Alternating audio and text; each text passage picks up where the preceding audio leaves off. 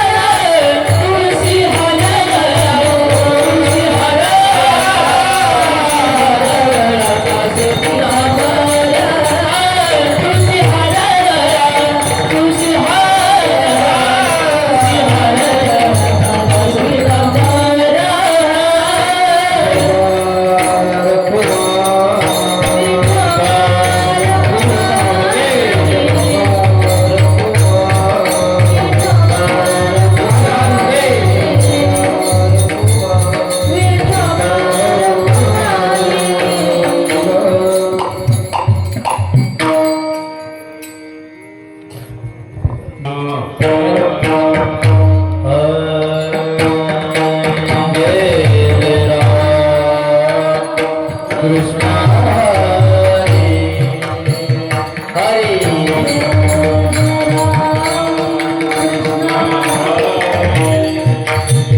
जय जय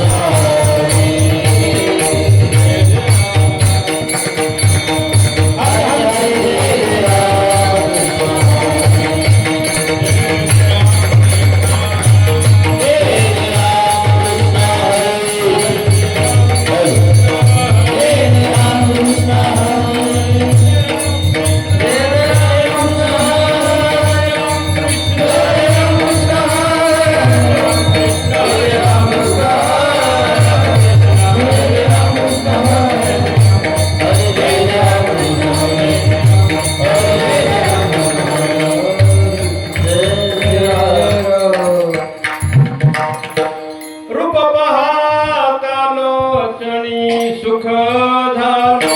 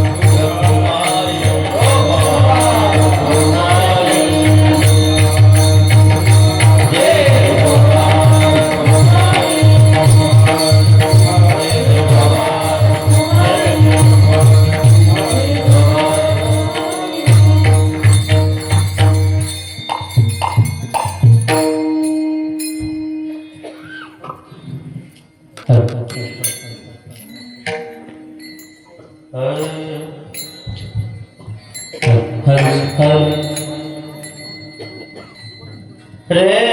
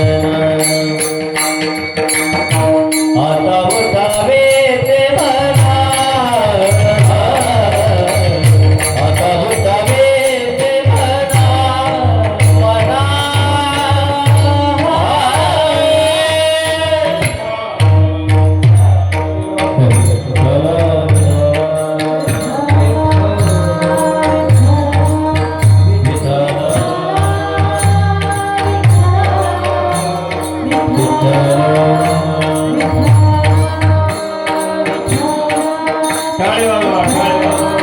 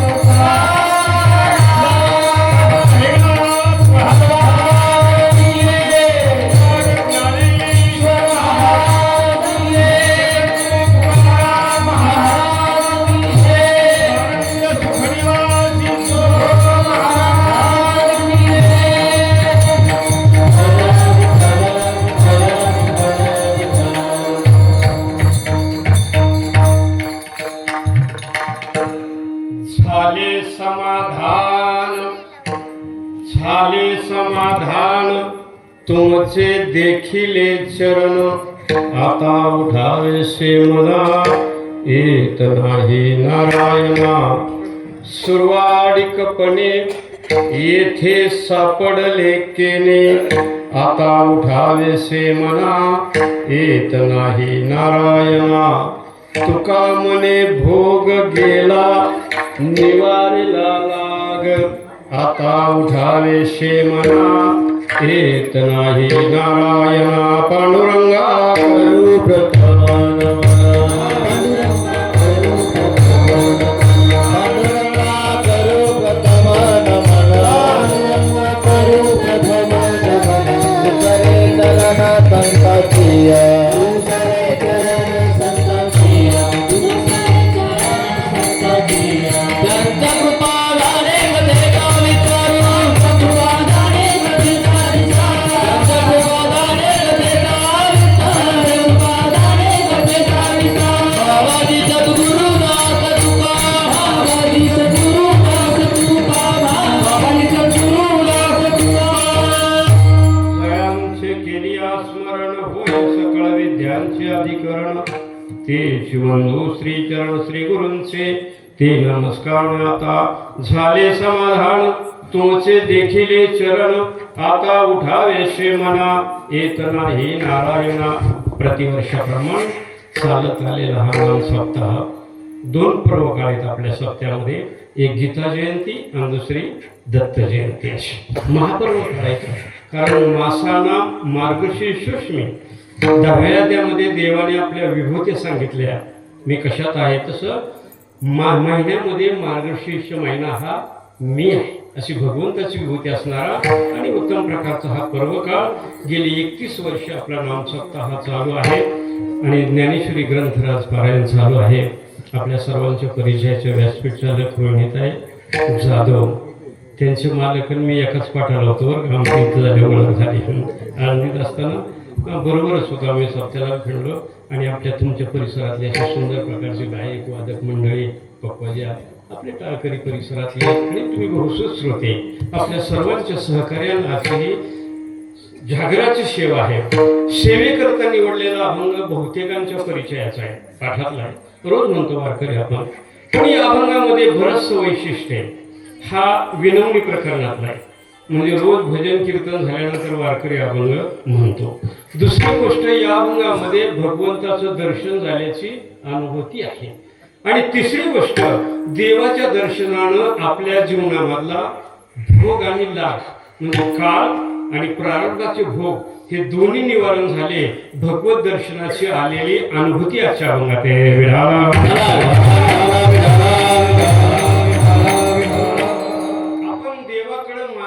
दोन पद्धती असतात, एक पायसदान असतं आणि एक पसायदान असतं. संसाराकरता मागितलं जातं ते पायसदान आहे. दशरथानं पुत्रकामिष्टी यज्ञ केला आणि अग्नी नारायण दिलेला प्रसाद आहे तो पायसदान आहे, स्वार्थ संसाराकरता. पण देवाच्या भक्ती करता जे मागितलं जातं त्याला पसायदान म्हणतात आणि रोज देवाच्याकडे मागणी मागितली जाते हे पसायदान. ज्ञानोबरायांचं पसायदान आहे आता विश्वात्मके देवे, नामदेवरायांचं पसायदान आहे अकल्पाविष्य व्हावे वारकरी रोज म्हणतो का आपलं वारकरी. आणि हे आजचं आहे ते तुकाराम महाराजांचं पसायदान आहे. देवाला भक्ती केल्यानंतर भक्तीची पूर्तता व्हावी याच्याकरता देवाकडे जे मागितलं जातं त्याला पसायदान म्हणतात.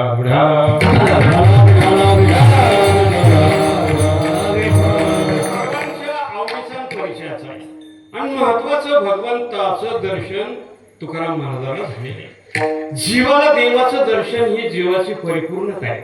झाडाला फळ आलं ही झाडाची परिपूर्णता आहे.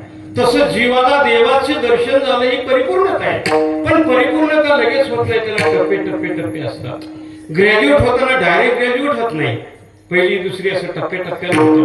तसं देवाच्या दर्शनाचं 6 टप्पे पंचदशीकाराने सांगितलंय. भित्ते ते हृदय ग्रंथी, छिद्येन ते सर्व संशया, क्षीयन्ते चाश्य कर्माने तस्मिन दृष्टे परावा. चौथा टप्पा देवाचं दर्शन आहे. पण त्याच्या अगोदर भित्ते ते हृदय ग्रंथी, परस्परामधले मतभेद नष्ट व्हावे लागतात. सगळेजण आपण एकाच ईश्वराचे आहोत अशी भावना तयार व्हावी लागते. बघा आपल्याकडे कधी काय काय शब्द असे आहेत ते मानतो आपण, शब्द कबूलही करतो, पण तसं होत नाही. आपण रोज म्हणतो मातृदेव भव, आई देवच आहे, प्रश्नच नाही त्याच, आई देवच आहे. पण भव शब्दाचा अर्थ भव क्रियापद आहे. भव म्हणजे हो, आई देव आहे पण तसं आपण होत नाही. हो हे क्रियापद आहे, आई देव हा प्रश्नच नाही. हे दोन्ही बी एकच आहे, आई देवच आहे. आमच्या व्याकरणामध्ये त्याला उभय अन्वय म्हणतात. म्हणजे दोन वाटतात पण ते एकच असतात. बघा सरासरी व्याकरणामध्ये एका वाक्यात हे सर्वनाम येतं किंवा ते सर्वनाम येतं. ते सर्वनाम लांबची वस्तू दाखवतं, हे सर्वनाम जवळची वस्तू दाखवतं. दोन सर्वनाम एका वाक्यात आली तर समजायची ती दोघ जण एकच आहेत.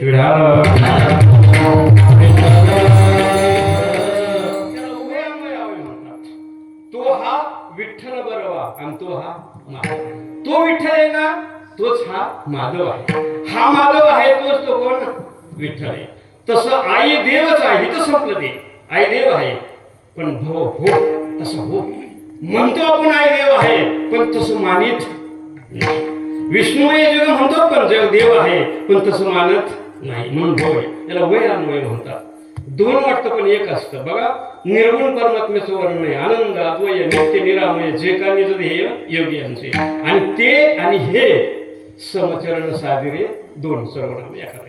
याला वयान्वय म्हणतात. म्हणजे दोन वाटतात पण ते एकच असतात. आई देवच आहे ते प्रश्नच नाही, पण भव म्हणजे कधी कधी दोन वाटतात पण एकच असतात. दोघंजणी एसटीत बसले आणि वारकरी होते. बोलता बोलता एक म्हणला माझा मामा फार सुंदर गायक आहे, महाराष्ट्रात एक नंबर आहे, त्याला जोड नाही. दुसरा म्हणला तुझा मामा काय, माझा काका लय महाराष्ट्रात भारी गायक आहे, तुला ओळखीत नसेल. हे म्हणला तुला माझा मामा माहिती नाही. हे माझा मामा लय भारी, हे माझा काका लय भारी. दोघांची चांगली हमरी तुमरीवर आली. दोघ जणी एसटीतून खाली उतरले आणि एकाच घरी गेले. आणि मला हे माझा मामा आहे म्हणला, मग तोच माझा काका आहे की कशाला उलटाय त्याला उभे म्हणजे दोन वाटतं पण एकच असतं. तसं हे दोन वाटतं पण एक असतं. तसं भव म्हणजे क्रियापद आहे. तसं भित्ते ते हृदय ग्रंथी म्हणजे प्रत्येक जीव देव आहे, मी ते एकच अंश आहे असा त्याचा अर्थ आहे. प्रभू रामचंद्राने हनुमंतरायाला प्रश्न विचारला, तू कोण आहेस? हनुमंतराय म्हटले मी माकड आहे. कोण आहे? जरा वेदांत भाषेमध्ये विचारलं. हनुमंतरायांचा वेदांत गीता आहे का? हनुमंतराय म्हणतात शरीर दृष्टीने विचारित असेल ना मी तुझा दास आहे, जीव दृष्टीने विचारित असाल तर मी तुझा अंश आहे. आमच्या व्याकरणामध्ये त्याला अंशांश अंशांशवाद म्हणतात. मी तुझा शरीर दृष्टीने दास आहे, जीव दृष्टीनं मी तुझा कोण आहे? अंश आहे. समुद्राचा अंश मीठ आहे तसा मी तुझा अंश आहे. आणि आत्मदृष्टीने विचारित असेल तर तू एकच आहे. देहदृष्ट्या रामायण, देहदृष्ट्या दासोहम, जीवदृष्ट्या तदंशकः, आत्मदृष्ट्या त्वमेवाहम इति मे निश्चला मतिः. आत्मेनं सगळे आपण कसे आहेत? एकच आहे. पण तसं एक मानित नाही. म्हणून इथं काय म्हटलंय अगोदर तसं हो, तसं काय हो, भितेते हृदय ग्रंथी. जात धर्म वय लिंग सगळं बाजूला सारून एका कक्षेत आलं तर हा पहिला भगवत दर्शनाचा टप्पा आहे. आणि मला वाटतं हेच नाही जमलं तर पुढे जाऊ शकत नाही.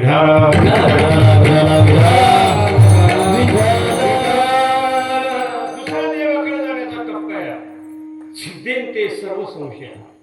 संशय घालवावा लागतो. सगळ्यात घाणेरडा संशय. गीता सांगते संशयात्मा विनश्यते. संशयखोर माणसाचा नाश होतो. जगातली जेवढी पाप आहे तेवढी संशयखोर माणसाला येतात. संशयाहुनी थोर आणि महापाप नाही घोर, ही विनाशाची वावर प्राणी अशी. म्हणून संशय सहजासहजी कशाला जात नाही, फार घाणेरडा असतो. संशयखोर माणसं स्वतः सुखानं जगत नाही आणि आपल्या कुटुंबाला सुखानं जगू देत नाहीत. घातपात होतात ना ते संशयानं होतात. फार घाणेरडा आहे संशय. याला जवळ करणं म्हणजे पापाला जवळ करण्यासारखं आहे. आणि हा लवकर जात नाही हो. अंधार उजेडाने जातो, त्याला ऑपोजिट आहे, विरोध. अंधार उजेडाने जातो, गरिबी श्रीमंतीने जाते. अज्ञान ज्ञानाने जातो, विरोधक आहे. संशयाला कोणी विरोधक नाही. संशयाला कोणी विरोधक नाही. संशय फक्त दोनच गोष्टीने जातो. एक देवाच्या दर्शनानं, देखिला देखिला माये देवाचा देव आणि परिणाम फिटला संदेह. एक देवाच्या दर्शनानं आणि दुसरा संतांच्या घनिष्ठ संबंधानं. त्याशिवाय संशय जाऊ शकत. संतांचा घनिष्ठ संबंध राहतो, संशय जातो. तो एक गंमत सांगतो आपल्याला. पूर्वी हे बांबू ना म्हणपाळाव, ते बांबू कुणी वापरत नव्हतं. कुणीच वापरत नव्हतं. ते फक्त मेले माणसाला तिरडीचा बांबू म्हणायचं. ते कुणी वापरत नव्हतं. तिथंच पडलेला असायचा. घराला नाही, सापराला नाही, कुणीच वापरत नव्हतं. का? त्याला अपवित्र समजायचे. सापराला बांबूला कुणी वापरत नव्हतं. का? त्याला लय गाठी असतात. अशा गाठी असतात. गाठी गाठी म्हणजे संशय. काही काही माणसं म्हणतात महाराज ते दिसते पण लय आतल्या गाठीचे म्हणजे संशय. हा बांबू गाठीचा होता, गाठीचा. म्हणून त्याला कोणी जवळ करत नव्हतं, हात बी लावत नव्हते. पण ज्ञानोबरायला दया आली आणि अशा संशयखोराला सगळ्यात मोठं करायचं ज्ञानोबरायने ठरवलं. आणि मग तेच बांबू मध्ये आपल्या वारकरी संप्रदायाची पूजा होत असली. आणि ज्या दिवशी ज्ञानोबरायानं त्या बांबूला ध्वजा खुपसली त्या दिवशीपासून त्या बांबूच्या लोक पाया पडायला लागले. जे त्याच्याकडे पाहत नव्हते, अपवित्र होते, आज वारकरी त्या बांबूची पूजा करतो. आज ते संशय रहित झालं. कशामुळं? ज्ञानोबरायांच्या संगतीनं. धन्य काळ संत भेटी. संदेहाच्या सुठल्या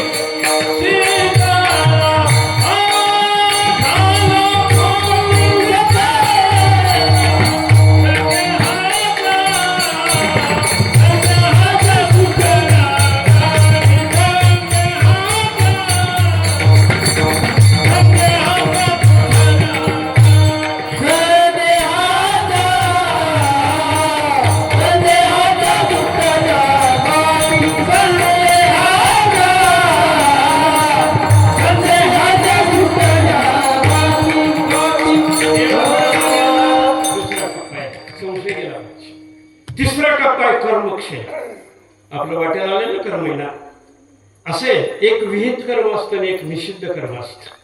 शास्त्र ज्या कर्माला करा म्हणून सांगतं त्याला विहित कर्म म्हणतात आणि शास्त्र ज्याचा त्याग करायला सांगतं त्याला निषिद्ध कर्म म्हणतात. आणि बहुतांशी माणसं काय करतात?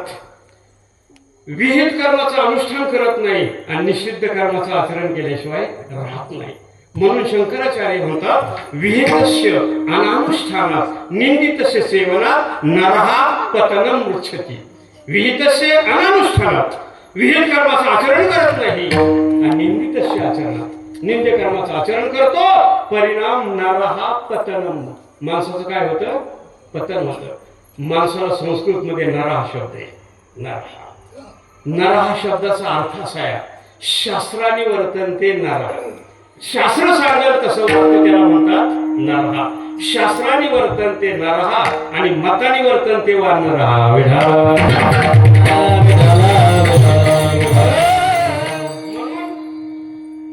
भगवान परमात्मा सांगतात तू मला सर्व कर्म समर्पित कर. सर्व कर्म काय कर, मला समर्पित कर. यज्ञोशी यददाशी यत्तपस्यसी तत्पुरुषव मदर्पण. मग ती तुला भाग करणार नाही तर. आणि राहिलेलं कर्म येतं विहित कर्मे मला अर्पण कर, राहिलेलं कर्म तुला भोगावं लागतं. आगा कर्मे जे म्हणून कर्म माणसाचं शिल्लक असतं. पण त्या कर्माचा नाश दोन गोष्टी नव्हतो. एक ज्ञान नव्हतं बरं का. ज्ञानाग्नी सर्व कर्मांना भस्मसा पुरते तथा. ज्ञान असं साधन आहे ते कर्माचा नाश करतं. आणि दुसरी कर्माचा नाश करायचा म्हटल्यानंतर बघा ते देवाला समर्पित करायचं. साधं उदाहरण सांगतो. बी पडलं की झाड होतं आणि झाड पडलं की बी होतं. परत बियाचं झाड होतं आणि झाडाचं ही क्रिया संपत नाही. आपलं मागचं कर्म फेडायला मनुष्य जन्माला यायचं आणि शरीर आहे त्यामुळे कर्म करावंच लागतं. शरीर यात्रा पिचले नरसिद्धेत कर्म हा. शरीर म्हणल्यावर त्याला ते कर्म करावंच लागतं. कारण शरीर देहसंग असताना प्रकृती संग त्या कर्माचा संभवच नाही. म्हणून तो काय करतो, मागचं कर्म फेडतो दुसरं करतो आणि दुसरं कर्म फेडायला परत येतो. म्हणजे सारखं असं बाकी शिल्लक राहते.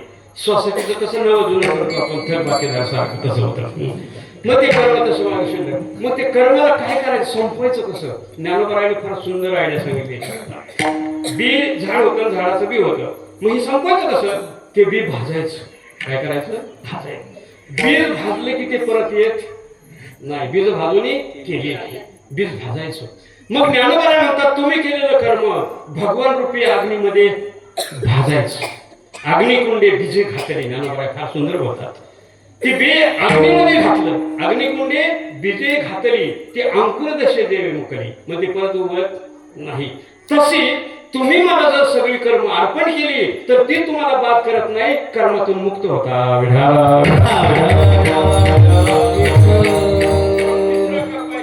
कर्म भोगल्याशिवाय संपतच नाही. कर्म भोगावंच लागतं. तुम्हाला असं वाटतं काय कायला मी लय कष्ट करतो म्हणून माझं बरं चाललंय, मी लय आदाबतो म्हणून माझं बरोबर चाललंय, मी बी कांदे केलं म्हणून. तसं नाही. फळ देत तसे संचित. प्रारब्ध हे निमित्त आहे, कर्म हे निमित्त आहे, पण फळ देत तसे संचित. किती बी तुम्ही केलं तरी कर्म द्यायचं तेवढं देत. तुम्हाला साधारण गोष्ट सांगतो कारण झोपायला लागल्यासारखं वाटतंय. एका म्हाताऱ्याला 4 पोरं आणि 4 पाव जमीन त्यांनी वाटली.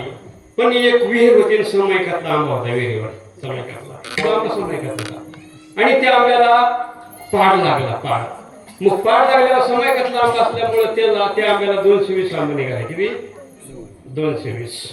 मग थोडला म्हणला मी आंबा लावला, मी नेणार. त्यांनी 100 आंबे नेलं. 100. दुसऱ्याने 60 नेलं, तिसऱ्याने 40 आंबे नेलं आणि चौथ्याला 20च राहिले. 220 आंब्याच्या वाटणे. आता मग पैसे वेगवेगळे पाहिजे का, पण गहनो कर्म नागती. कर्म कसे बघ. सगळ्यांनी बाजारात काय नेलं, बाजार बी एकच, सगळ्या आंबा एकच माल एक आहे. त्या टायमाला 1 रुपयाला 11 आंबा विकायचं. 11. मग ज्याच्याकडे 100 आंबा होतं त्यांनी 9 रुपयाचं ऐकले. आखरी 9 त्याचं 99 आंबा खपलं आणि 1 आंबा शिल्लक राहिला, त्याला आलं 9 रुपये. बाजार एकच सगळ्याचा. दुसऱ्याकडे 7 आंबा होतं त्यांनी 5 रुपयाचं ऐकलं. आखरी 5 55. त्याला 5 रुपये आला 11च्या बाजाराने. 5 आंबे राहिले शिल्लक आणि 5 आलं 7. तिसऱ्याकडे 40 आंबे होतं त्यांनी 3च शिकलं. 11 33. 4 काय पैसे नव्हतं. 11 44 झाले त्याजवळ होतं. मग त्याने 3 रुपये शिकलं. 11 33. आंबे राहिले 7 शिल्लक 40. ज्याच्याकडे 20 होतं त्याला 2 बी नव्हतं. 8 रुपयाला एक म्हणलं 2 पाहिजे ना. हे 11 रुपयाचा एकच आंबा राहिला आणि 11 रुपयाचा एकच विकला. आंबा राहिले 9 शिल्लक. बघा पहिल्याकडे 9 रुपये आले, आंबा 1 शिल्लक. दुसऱ्याला 7 आले, आंबा 3 शिल्लक. चौथ्याला 2च रुपये आले, पण आंबा विठाला 5 आंबा शिल्लक राहिलं आणि 40 होतं त्याचं. 40 होता 33 आलं, 7 आंबा शिल्लक राहिलं. चौथ्याला 1च रुपये आला, पण आंबा राहिलं 9 शिल्लक. आणि दुपारून जे म्हणता काबार सुटलं. एका माणसाच्या घरी जावं पाहुणा होता आणि त्याला कांदा न्यायचा होता आंबे, आणि आंब्याचा बाजार जे हल्ला कांद्यासारखा जे हल्ला म्हणता. दुपाराने 1 रुपयाला एक आंबा ऐकायला लागला. 1 रुपयाला एक. मग ज्याने 100 आंबा नेलं त्याला 9 रुपये आलं, पण आंबा राहिला होता 1 शिल्लक. मग पहिले 90 रुपयाला एक विकला, 9 एक झालं 10 रुपये. दुसऱ्याला 5 रुपये आलं, पण आंबा 5 शिल्लक होतं 60तलं. मग 5 रुपयाचं 5 विकलं, 5 आणि 5 किती झालं 10 रुपये. तिसऱ्याला 3च रुपये आलं, पण आंबा 7 शिल्लक होतं. 7 रुपये 7 आणि 3 किती झालं 10. चौथ्याला 1 रुपये आला, पण आंबा 9 शिल्लक होतं. 9 रुपयाचं 9 विकलं, 9 किती झालं 10. मग काय वडावडी करून खायचं. मोठे नुसतं बोकाडी बाजार झाले. उलट कास्ती फुगलीकडे गेले, होय बा तुमच्या 10 अंड्याचं किती पैसे आले. ती म्हणजे 20 रुपये. हे तो आमचं 100 आंबा होतं, तुझं 10 रुपये आलं, आमच्या 100 आंब्याचं 10 कसं आहे. ती म्हणली मुडदा पेरा असं झाली असं आहे. म्हणून कर्माच्या पुढे जाऊन चालत नाही.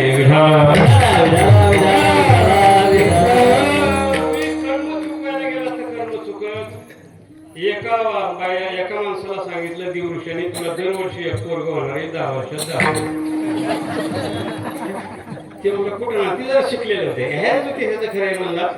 10 पोर होते म्हणल्या, त्यांनी 1 वर्ष बायकोच मारायला लावली. आता कसं हुशार होते शिकल्यावर. आणि मग तेव्हा ज्योतिषाकडे गेला, म्हणला 2 वर्षांनी गेला ज्योतिषाकडे, म्हणला तू म्हणला दरवर्षी होईल पुन्हा ठेव, म्हणला तुझ्या नशिबातच तसं आहे. मग 2 वर्षांनी बायको आली तर सगळं 2 पोरं झाली. मला कर्म चुकव मला 30 एका बोकाटी घ्यायची पाळी आली, मग होऊन दे की कर्माच्या विरोधात जाऊन चालत नाही. ज्ञानोबारांची एक मूवी सांगतो. एका वेळेला नवरा रोज मारायचा, रोज मारायचा. आणि त्या माराच्या भेन कटाळी ती रोज मारायचा. मग तिला ते सहन व्हायला, मग तिने दुसरा नवरा केला. पण त्या दुसऱ्याला असं सवय होती, ती 2दा मारायची. आता पंचायत झाली. म्हणजे आता परत बी जाता येणार, हे बी स्वस्त आहे ना. ज्ञानोबा म्हणतात दांडी याचे घाई म्हणजे मार करायची. पर घर रिही दुसऱ्या घरी गेली, पण तेही तेच आहे. आता तर गपच पडावं लागलं.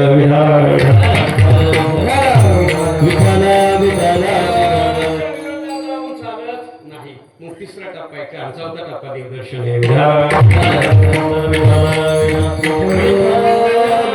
भगवंताच्या दर्शनामध्ये समाधान आहे. तुम्हाला मला गरज आहे ती समाधानाची गरज आहे, शांतीची गरज आहे. पण शांती टप्प्याने मिळते. गीता सांगते श्रेय ही ज्ञान अभ्यासात, ज्ञानात ध्यान विशिष्टते, ध्यानात कर्मफल त्यागात, आणि त्यागात शांती निरंतर. शांती कशी मिळते? अभ्यास करावा लागतो, ज्ञान मिळतं, कर्मफलाची आसक्ती संपते, त्यागाची वृत्ती होते, आणि मग समाधान मिळतं. आजच्या अभंगात समाधान मिळणे याचा टप्पे टप्पे करत गेले देवाच्या पायाजवळ. आणि हे सगळे टप्पे करत असताना प्रत्येक वेळेस संतांच्या सहवासाची गरज आहे. कारण संताशिवाय जमत नाही. संत विना प्राप्ती नाही.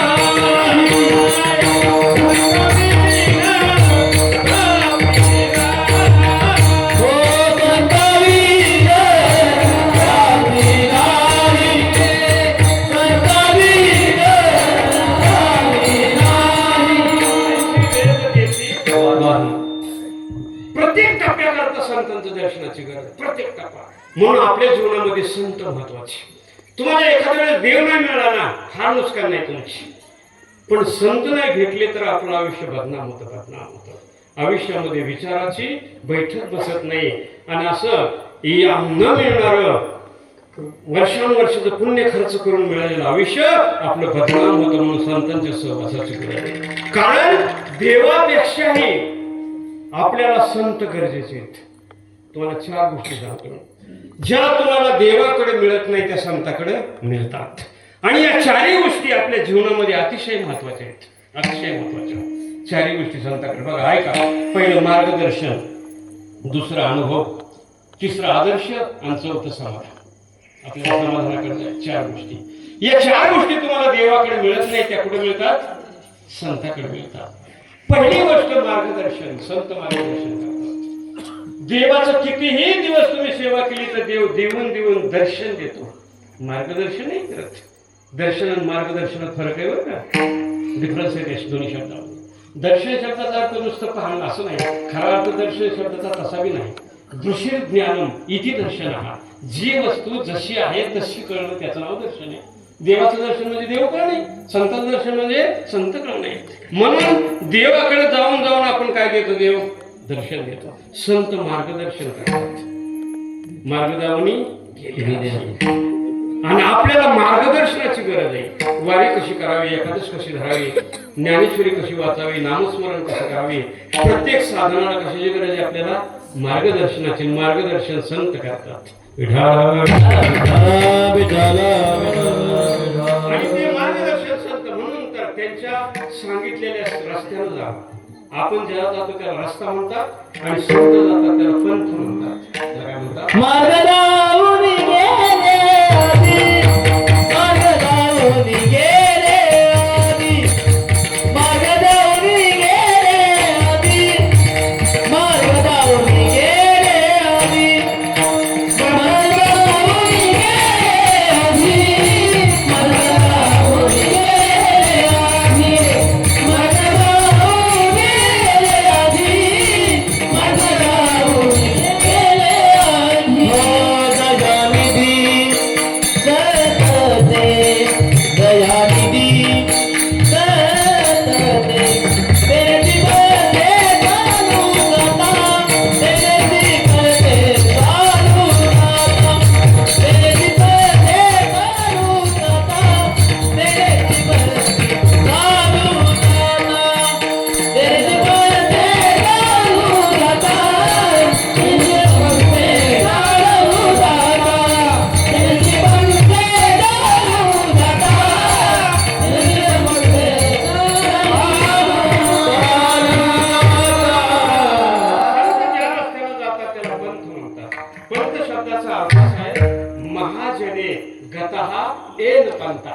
मोठी माणसं जिथून जातात, जिकडे जातात त्याला काय म्हणतात?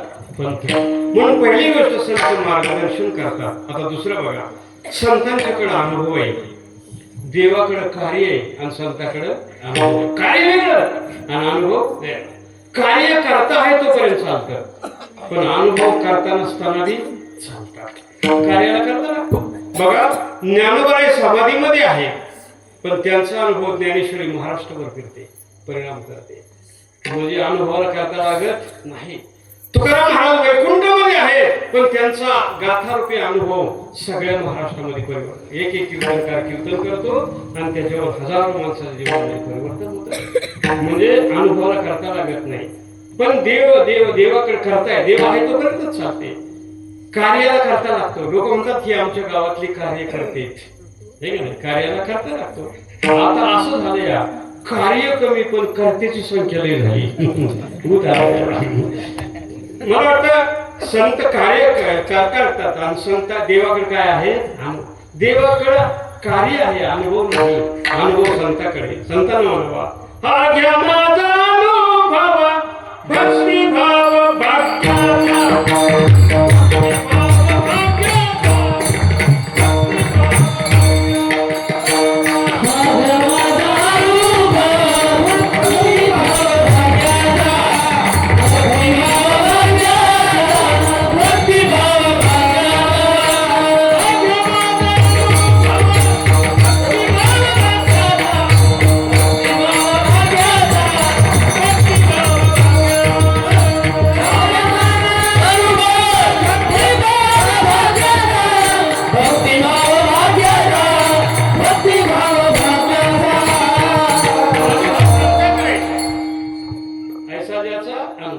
किंवा अनुभव आहे. संताकडे अनुभव येतो आणि शब्दशः अनुभव शब्दाचा अर्थ सांगतो. संस्कृत कळतं त्याला. अनुभव शब्दाचा अर्थ, अनु म्हणजे लहान आणि भव म्हणजे हो. सगळ्यात बारीक हो त्याला काय म्हणतात?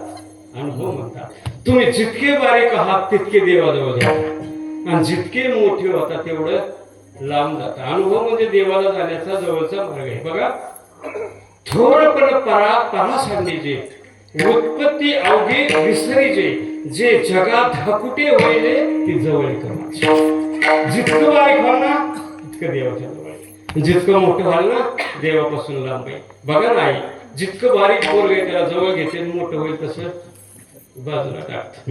एकदम लहान आहे तो मांडीवर घेते, जरा मोठं झालं तर हातावर घेते, अजून मोठं गेलं तर करगळीला धरून चालतं. जसं मोठं होईल तसं.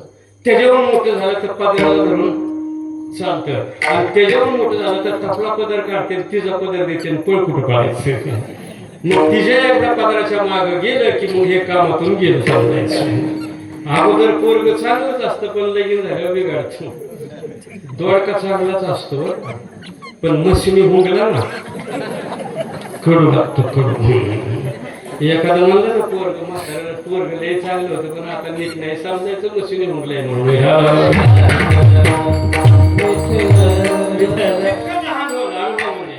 आणि मोठ्याचे अनुभव सामान्य लोकांची शिकवण असते, त्याला सिद्धस्य लक्षणाने साधकस्य साधनाने. गीता सांगते यद्यत् आचरते श्रेष्ठः तथैव इतरे जनः संयत प्रमाणं कुरुते लोकः तद अनुवर्तते. येथ वडील जे करते दयानाम करते. म्हणजे मोठी माणसं, मोठ्या माणसाचे अनुभव सामान्य लोकांची शिकवण आहे. मला वाटतं आपण काय करतो, मोठ्यांचे अनुभव घेत नाही, त्यात फरक आहे. अनुकरण करतो. अनुकरण वेगळं आणि अनुभव वेगळा. अनुभव म्हणजे त्यांचे विचार घेणे आणि अनुकरण म्हणजे त्यांच्यासारखं राहणे. आपण पाश्चात्य लोकांचं अनुकरण करतो, जिकडे वाढवतो, येळीवाफी कपडे घालतो, ते अनुकरण झालं. पाश्चात्य लोकांच्याकडे विचार फार चांगले होते, वैज्ञानिक विचार त्यांचे घ्या. आणि एक भातशीज होतं, भात आईन्स्टाईन भातशीज होतं भात, आणि त्या भातावर झाकणी होती, वापरली ती झाकणी हल्ली. जेम्स वेट त्याचं नाव, जेम्स वेट. ती झाकणी हल्ल्यानंतर ते म्हणतो वाफेची ताकद आहे. पातेल्यातली वाफ जर एवढी झाकणी हलवती तर जास्त वाफ जवळ केली होती किती ताकद येईल. मग त्यांनी वाफेचं इंजिन त्यांनी केले, जेम्स वेट. हे रेल्वे इंजिन आहे ना ते वाफेचं. कशी बुद्धिवान होती बघा. एकाने खाली पडलेलं फळ पाडलं, ते खालीच का पडलं, गुरुत्वाकर्षणाचा शोध लावला न्यूटनने. म्हणजे शास्त्रकार होते ते, फार मोठे विद्वान होते. होय तुम्ही त्यांचे अनुभव घ्या की विद्वत्ता घ्या, त्याच्यासारखं राहायचे. जिप्रिया वाढवणं हे अनुकरण झालं, त्याला फारशी किंमत नाही हो.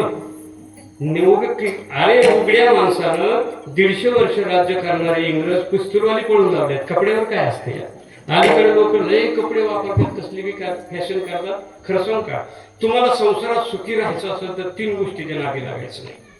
3 गोष्टीपासून लांब राहायचं, तुमच्या संसारात दुःख येणार नाही. पहिलं फॅशन, दुसरं व्यसन आणि तिसरं इलेक्शन. या 3 गोष्टीपासून जपून राहायचं. आणि कसली बी इदरी वादरी कपडे घालायला लागले, ते कसली बी कपडे घालतात. फॅशन करण्याने काय होते, आमच्या इकडे तर एका माणसानं गळ्याने माग गुंड्याचा सदरा शिवला. फॅशन बायांनी केलता एकदा प्रयोग, माग पण सक्सेस झाला. माग गुंड्याचा सदरा शिवला आणि मोटरसायकलवर चाललं. मोटरसायकल चालल्यावर धडकून पडलं. ऊस खाणारी बघा आली, ह्याला कुठे लागलंय का. आता बहुतेक मोठकण गुंडे आपल्या एका बाजूला असतात, ह्यानी मागचा उद्योग केला. योग म्हणला गुंड्या खाली डोकं काय कळालंच.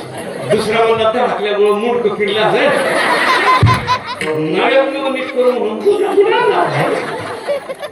काय येण्यासारखं करायला लागला तुम्ही. हे फॅशनेने बिशेने काय होत नाही. जीवन बदला एकच पॅन्ट आहे, इकडे घिसा तिकडे घिसा तिकडे घिसा. दाबारा कशी ते पॅन्ट काय घालतो एवढ्या खिशात, 2 पायल्या दळण बसून दिलं. दळणाची पिशवी म्हणून मी कळणार. अरे साधं जीवन, सिंपल जीवन जगावं. हा म्हणून फॅशन करायची नाही. आपण ते बाहेरच्या लोकांचं अनुकरण करतो, ती जशी करतात तशीच करतो.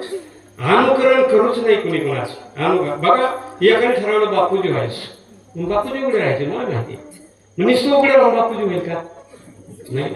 बापूजी का उघडे राहायचे माहिती का, 42 साली आपल्या भारताची लोकसंख्या 42 कोटी होती त्यांच्या काळामध्ये. मग बापूजी असा विचार करायचे की आपल्या जगात बरीच दुःखी माणसं येतं. ते बॅरिस्टर होते पण तेव्हा दुष्काळ होता पूर्वी. मग कुणाला कपडे मिळत नाही तर मग आपण उंच कपडे घातली त्यांच्या पुढे तर त्यांचं काय होईल, अपमान होईल. दुसऱ्याच्या दुःखात सहज. काय माणसाच्या पुढे आपण मोठेपणा आपला मिळवला की सहज. ज्याला गाडी नाही त्याच्या पुढे रिस्क केली की मग त्याला बरं नाही वाटत. तसं आपण उंची कपडे घातली तर त्या गरिबाची अवहेलना केल्यासारखं होती. म्हणून त्यांच्या दुःखात सहभागी होण्याकरता बापूजी उघडे राहायचे. याला simple living but high thinking म्हणतात. पूर्वीच्या लोकांचं राहणीमान साधं होतं पण विचारश्रेणी उच्च कोटीतली. आता लोक राहत्याच स्टँडर्ड पण विचार हलकट आहेत. असे कडक कपडे घालून येतो आणि कुणाच्या तरी चपल्या उचलून येतो. विचार मग बापूजी व्हायचं म्हणजे विचार हे अनुभव विचार घ्यायचे. असं वागणे अनुकरणच नाही. तुम्हाला एक गावरान उदाहरण सांगतो. एक शांताबाई एक रखमाबाई इथली नाही बाबा. एक शांताबाई एक रखमाबाई. रखमाबाईचं राख राख राख राख काय मिक्स झालेलं होतं. शांताबाईचं बरं झालं. मग ती रखमाबाई शांताबाईच्या घरी गेली. म्हणजे होय बाई तुझं सगळं व्यवस्थित चाललंय घरातलं संसारातलं. माझं काय राख राख राख काय मिळत बसणार. तुझा काय अनुभव आहे ते मला सांग म्हणजे मी करेन. तिने सांगितलं नवऱ्याची सेवा करते बस एवढंच घ्यावं काय. पण हे काय करायचे अनुकरण करायचे. ती जसली साडी नेसवल तसलीच नेसायची. तिने भांडी घासायला घेतली की ही बी भांडी घासायची. ती पाण्याला निघाली मग ती जशी करीन तशी नुसतं नवऱ्या सेवा एवढं घे. जशी करीन तशी करायची. ती जाऊन बसायची ती करीन तसं करायची. एक दिवस तिचा नवरा कामाला चालला होता. डबा बांधला नवरा निघाला. ही पळत पळत घरी आली. डबा केला नवऱ्याने म्हणली जा कामाला. मला मी कामच नाही कुठं गप्पा सांगली. तिचा कसं गेला ह्याच्यामुळे तर बरं व्हायला. आता असं बरं होतं नाही डबा घेऊन तिथं बसायची ती जसं करीन तसं करायचं. एक दिवस ती तिथे बसली शांताबाईच्या घरी. तिचा नवरा आजारी होता मग डॉक्टर आला. डॉक्टरने इंजेक्शन केल्यावर डॉक्टरला म्हणली चला आमच्या घरी. हे झोपलं होतं म्हणजे करा दोन्ही मी आता नाही गप्पा सांगली ह्याच्यामुळे तर बरं व्हायला. जे दोन्ही इंजेक्शन परत जाऊन बसली तिकडे शांताबाईच्या. एक दिवस शांताबाईच्या नावाची भांडण झाली तिने गळत फसच घेतला तिच्या नावाने. आता ही दावच घेऊन आल्या. पुढचं सांगायची गरज नाही तुम्हाला.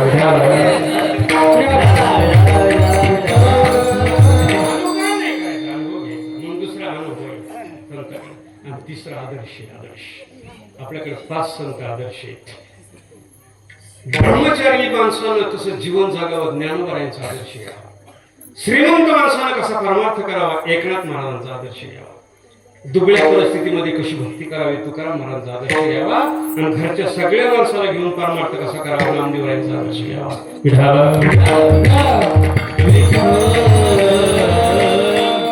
निष्कलंक जीवन कसं जगावं ज्ञानोबा. जगात 2 निष्कलंक माणसं झाली. पहिलं नाथरायण ज्ञानोबा म्हटले नमो ज्ञानेश्वरा निष्कलंक. दुसरं सुखाचारी निष्कलंक. जन्मता संसार तेजियला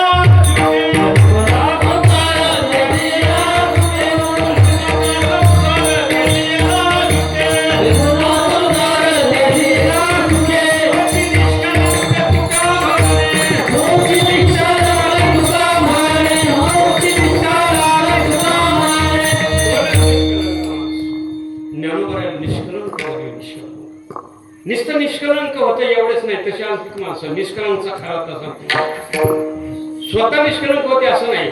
निष्कलंक राहून तुम्हासारख्या कलंकी माणसाला जे निष्कलंक बनवतात त्याचं नाव निष्कलंक आहे.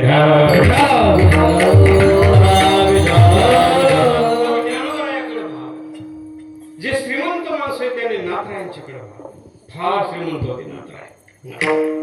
बघा 5-5 वेळ 1-1 लाख वर्ष तपश्चर्या होती वसुदेव देवकीची. किती 1-1. मग देवकी 3 तास 5 मिनिटं राहिला फक्त. लगेच नंदाच्या घराला 5 मिनिट 2 लाख वर्ष. यशोदाबाईनं 51 लाख वर्ष तपश्चर्या केली. म्हणून यशोदेच्या घरी भगवान परमात्मा 11 वर्ष राहिला. किती 11 वर्ष. पण एक पठ्य असा महाराष्ट्रात या ज्याच्या एकट्याच्या घरी देव 36 वर्ष राहिला. 36 वर्ष. किती 36 वर्ष. बोलायला सोपं वाटते 36 वर्ष. अरे आपण आयुष्यभर भजन करतो. आपल्या स्वप्नात सुद्धा देव आला नाही. पण ज्याच्या घरी 36 वर्ष देव राहिला. 36 काम करत कावडीने पाणी 36 वर्ष राहिला. आपण मला वाटतं मग आपल्या स्वप्नात बी देव येत नाही. आम्ही कवर कीर्तन करतो पण स्वप्नात सुद्धा देव आला. स्वप्नात देव यावा स्वप्नात देवी यावा. एक दिवस माझा येतं शेजारी झोपलं मला झोप का म्हणलं झोप. आणि स्वप्नात वरडला आयो. मी म्हणलं का? मला स्वप्नात दगडच घातला डोक्यात कुणी काय. तू ह्याच लायकीचा आहेस. स्वप्नात निवडून यावं का असं मारच खातो स्वप्नात. दिवसभर उद्योग करतात तशी स्वप्न काढतात. एक दिवस मला एक म्हणला झोपू का तुमच्या जरा? मला झोप. मी म्हणलं धंदा काय करतो? मला कपड्याचं दुकान आहे आपलं. स्वप्नात त्याने कपड्याचं दुकान उघडलं आणि त्याला आलं 3 मीटरचं गिऱ्हाईक. आणि त्यांनी माझं दोस्तार धरलं. मला किती फरक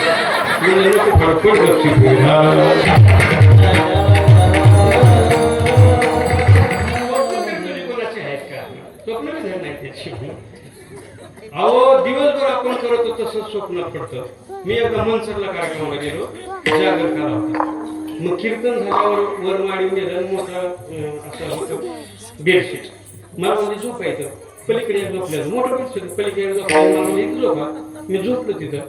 थोडा वेळ झालं की ती झोप इथं चावळायचं. आता उतर म्हणतो ना, आता बस ना. झोपच लागू दे. थोडा वेळ झाला की आता उतर म्हणतो ना, आता बस ना.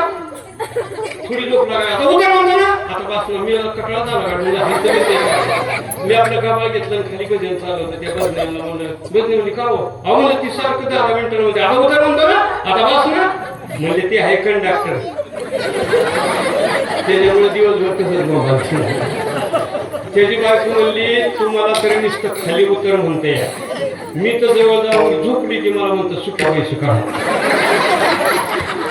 कटाळून गेली मुली. त्यांनी झोपच येऊन गेली. झोपल्याची सुट्टा पैसे काढ.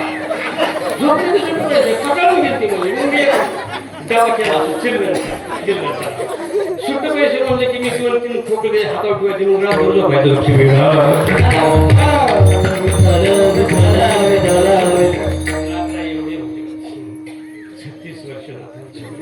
काही श्रीमंत होते नाथराय. असं म्हणतात नाथांच्या घरी रामायण ऐकणं प्रत्येकाला एक वर्गाला साखर द्यायची. 100 माणसं आली तर 25-50 किलो साखर रोज प्रसाद म्हणून वाटत होते. एवढी श्रीमंत होते.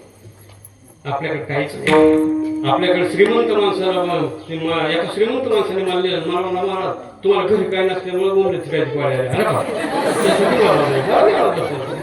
आणि परत मला ते आमच्या पोराला काय सांगा की मी म्हणलं का पिते पेट नाही मला घरी काय नसल्यामुळे तुमच्यासारखं सत्याला बोंबले फिरते. श्रीमंत होते. मला एक गंमत सांग. नाथांच्या घरी पोर यायची बरं का अशी ऐकायला. त्यात काही उन्हाळ पोर आले. त्या उन्हाळ पोराने असं एकदा पाहिलं की ना एक मुलगी यायची सुंदर मुलगी. ती येताना दिसत नव्हती फक्त जाताना दिसायची. ती पोरं म्हणायची गावातली नाही. कोणाच्यात पाहुणे आले म्हणून तर ती दिवसभर बी दिसत नाही आणि येताना बी दिसत नाही फक्त जाताना दिसते. 4 दिवस बघितलं पण काय मेळ बसला नाही. मग ती पोरगी नाथांच्या पाया पडताना पोरं म्हणले विचारा बरं कोण आहे ती. एकनाथ महाराज म्हणले बा नाव काय तुझं? ती म्हणली माझं नाव गोदा. राहते कुठं? राहते नाही वाहते वाहते. ती महाराष्ट्राची गोदावरी होती. मग येताना दिसत नाही. तिला सांगितलं मी नदी आहे. 1000 पापी लोक दिवसभर माझ्या धावून करतात आणि 1000 लोकांचं पाप घेतल्यानंतर मी घाणेरली दिसते म्हणून येताना दिसत नाही. पण नाथबाबाच्या घरी 2 तास बसलं आणि रामायण ऐकलं की 1000 लोकांचं घेतलेलं पाप जळून खास झालं आणि जाताना सुंदर दिसते. तीर्थे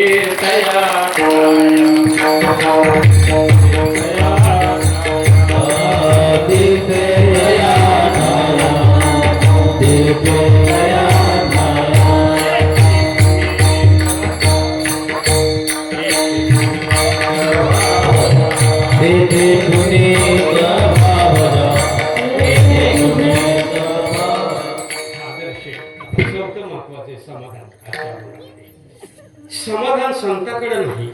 तुमच्याकडे सुख आहे पण समाधान नाही. सुख वेगळं आहे आणि समाधान वेगळं. जेवण तयार आहे हे सुख झालं पण खाल्ल्याशिवाय समाधान नाही. तुम्ही बरीचशी सुख मिळवलीत पण उपभोग घेतल्याशिवाय समाधान नाही. असं होतं बघा. आपल्याकडे सुख मिळतं कारण समाधानाकरता सुख उपलब्ध असावं लागतं. इंद्रियात पाठवी असावं लागतं आणि प्रतिबंध नसावा लागतो.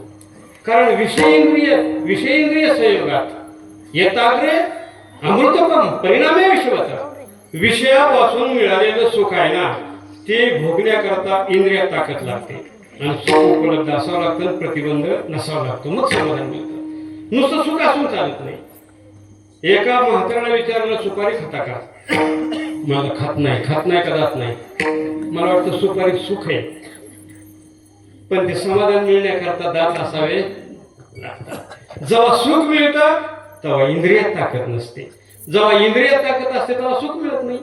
बघा ना, लहानपणी दात चांगले येतं पण फुटानं खायला पैसे नसतात, आणि म्हातारपणी फुटानं खाय इतकं पैसे आहेत पण घेऊन काय करता, खाताच येत नाही. मजा मजा मजा मजा करतात. शेजाऱ्याने खाल्ल्याला बी खपत नाही, ह्याला बी खावत नाही, काय काय माणसाला पचत नाही, दुसऱ्याने खपत नाही. जेवताना मला एखाद्या असं मांडीला खाजावलं, मी म्हणलं का, मला पलीकडल्याने 11 चपात्या खाल्ल्या, मग खाऊन तुला काय वापरला, तुला पचत नाही ते. म्हणजे कधी असं होतं सुख उपलब्ध असतं तर इंद्रियात ताकद लागतं. एक कोणा द्राक्षाच्या बागेत गेलं, द्राक्ष खायची होती पण तोंडाला झाली नाही. दोन्ही पाहिजे ना, द्राक्ष खायचं बाहेर निघालं, उंटाने चला कुठे येतात मग द्राक्षाच्या बागेत, मला खाली का हे मला आंबट द्या आता हाताला. मग अशी सुख आहे सुपारी, पण इंद्रियात ताकद नाही. आता इंद्रियात ताकद पण सुखच हाताला लागत नाही. असं सुखी संसारामध्ये सुख मिळतं तेव्हा इंद्रियात ताकद नसते, इंद्रियात ताकद असते तेव्हा सुख मिळतं. एक सुभाषितकार पण सुंदर बोलतो, ते म्हणतो वृद्धश्य तरुणी दिशा होतो. तरुण मुलगी आहे, देखणी बी आहे, पण वृद्ध माणसाला मिळाली. मला वाटतं समाधान आहे का दुःख आहे? दुःख आहे. कारण निश्चित वस्तू असून सुख असून चालत नाही, इंद्रियात पाठवे असावं. आपल्याकडे नेहमी असं होतं, जेव्हा सुख मिळतं तेव्हा इंद्रियात पाठवे नसते. बघा, आपला एखादा मनुष्य आजारी असतो, आजारी, आणि त्याला भेटायला माणसं येतात. मग जे भेटायचं ते खारीचा पुडा, केळं, सफरचंद, चिक्कू असं झाड लागतं त्याच्यापाशी. मला वाटतं आता सगळं सुख जवळ आहे पण खाता येत नाही.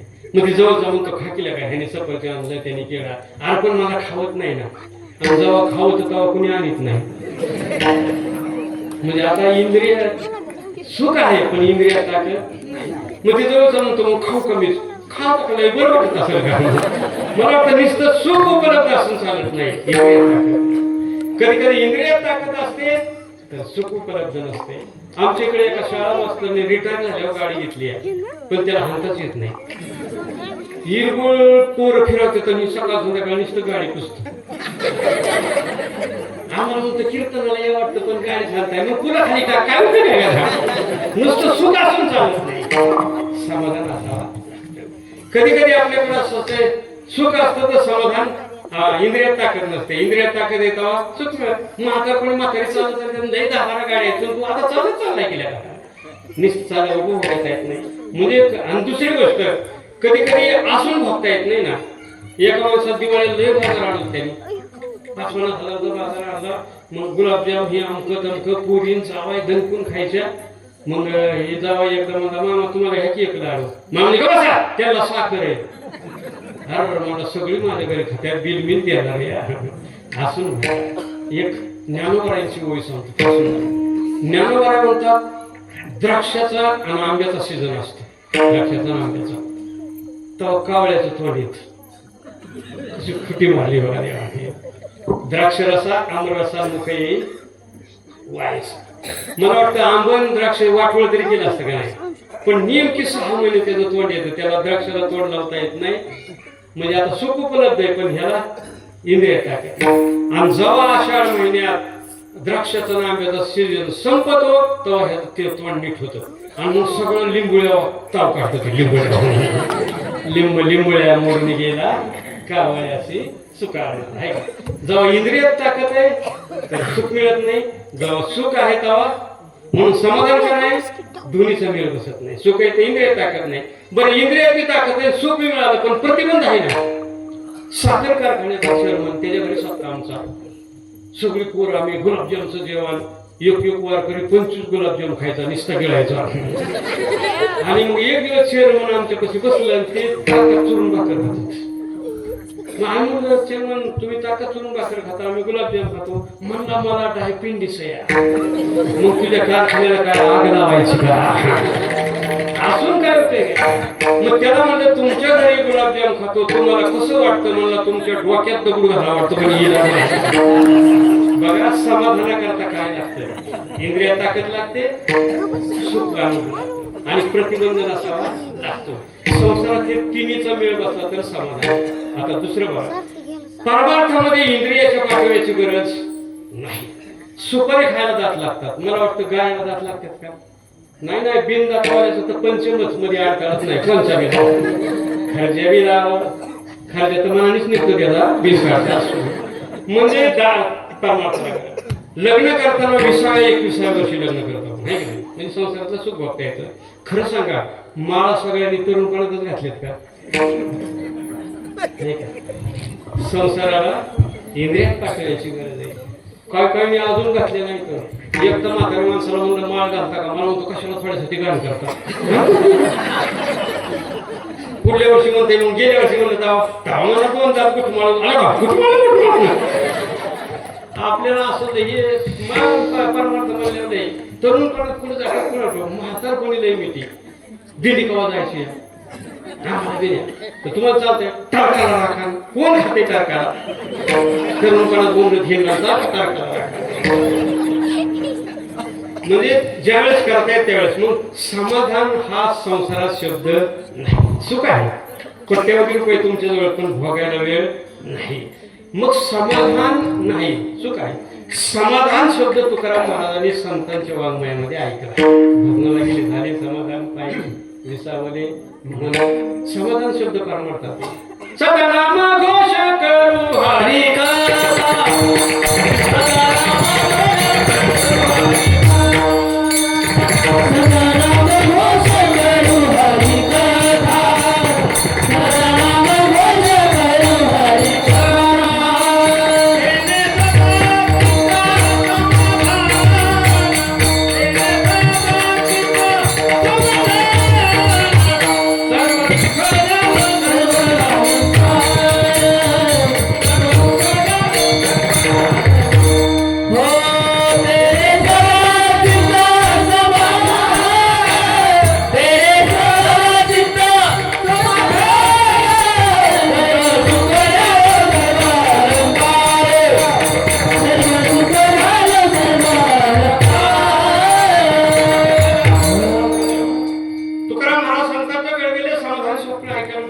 म्हणजे संसारामध्ये समाधान शब्दच कानावर पडला नव्हता.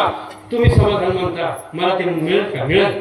संत म्हणजे चल माझ्याबरोबर. मग त्यांनी भक्तीची वाट धरली, संतांची संगत केली आणि भक्तीची वाट सरळ देवाच्या पायापाशी. तुकाराम महाराज त्यांच्या बरोबर सरळ देवाच्या पायाजवळ गेले आणि ज्याला समाधान म्हणतात ते हाताला लागलं. पहिले झाले समाधान, झाले समाधान,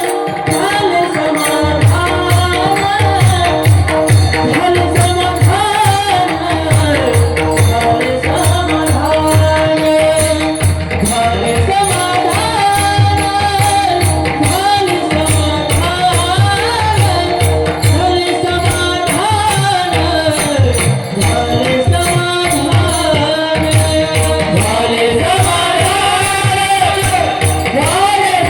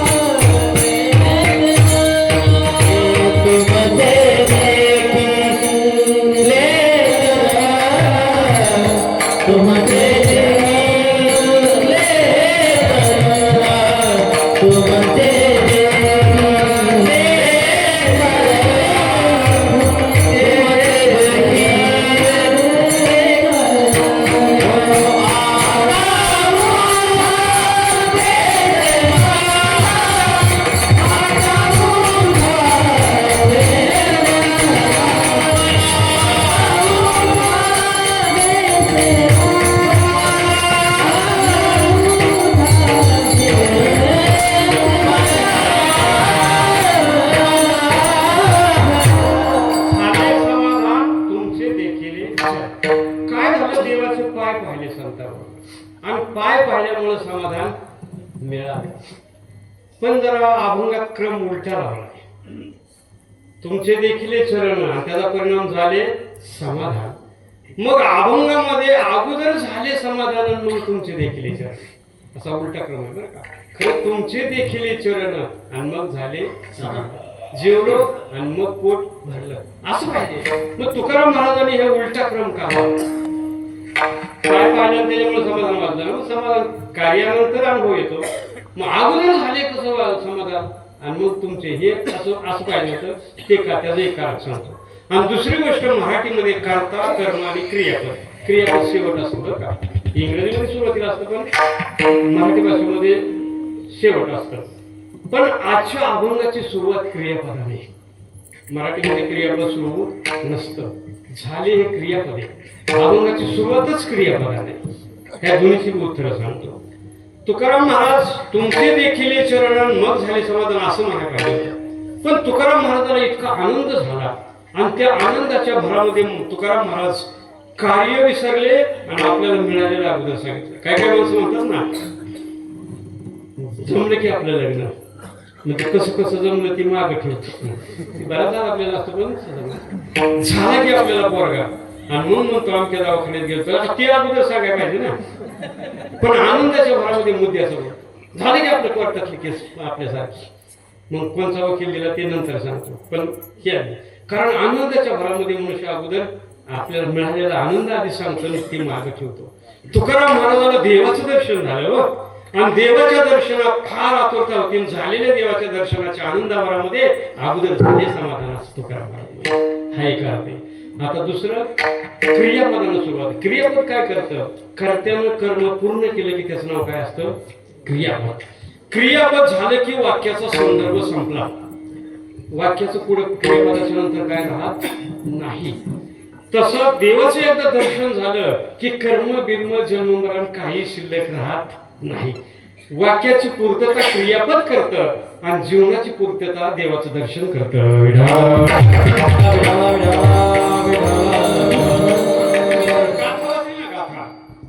ज्या अभंगाची सुरुवात क्रियापदाने त्या अभंगामध्ये देवाचं दर्शन झालेलं असतं. कारण ही क्रियापद परिपूर्णता आहे. उजळले भाग्य आता क्रियापद आहे. सप्तदर्शन पद्मनाभ जोडीला कुठे बघा तुम्ही झाले सुरुवात क्रियापदाने असली की त्या देवाचं दर्शन झाले. क्रियापद वाक्य पूर्ण करतं आणि जीवन पूर्ण करतं. ते त्याची सरली आता काही शिल्लक राहत नाही. एकदा दर्शन झाले की वाक्यातला काही संदर्भ पुढे शिल्लक राहत नाही, त्याला क्रियापद म्हणतात बरं का. म्हणून सुरुवात तुकाराम महाराजांनी संकेत कसे बघा मराठी भाषेची. सुरुवात करताना झाली समाधान तुमचे देखील चरण. तुमचं पाय पाहिलं, तुमचं दर्शन घेतलं, मला काय झालं, समाधान मिळालं. आता तुम्ही मला जर देवाचं पाय पाहिले की समाधान मिळतं तर आम्ही पंढरपूरला जातो, गाडी करून जातो, आठवड्याला जातो, आषाढीला जातो. जन्म गेला आमचा देवाचं पाय पाहता पाहता, पण समाधान हाताला लागलं नाही. का लागलं नाही त्याचं कारण सांगतो. कारण समाधान मनाचा विषय. समाधान कसा विषय, मनाचा. डोळ्याचा विषय पाहणे, कानाचा विषय ऐकणे, तोंडाचा विषय बोलणे, पायाचा विषय चालणे आणि समाधान हा मनाचा विषय.